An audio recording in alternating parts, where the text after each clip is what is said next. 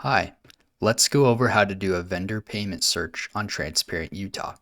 First, under Quick Search, under the search type, change it to Vendor Payment Search.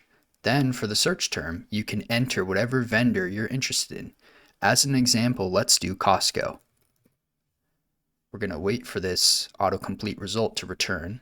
And when it does, we can see any transaction that had a vendor name that matched my search term.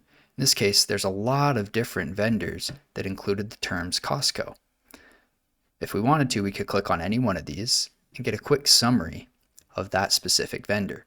But this isn't that helpful because this is most likely due to credit card and automatic naming from the entity's accounting journal. So let's go back to the home page and let's just search for all terms that match Costco by clicking search. This takes us to the advanced vendor payment search page. Here we can filter by year. We can also filter to specific entities or specific spellings of the vendor name. Let's go ahead and filter to Altatown. And now we can see all the Costco payments for Altatown. And we have a cute little chart here to show them. If you want to download the results, you can click CSV, or you can do Excel, HTML, or just a JSON. Please let us know if you have any questions about searching for vendors. Thank you.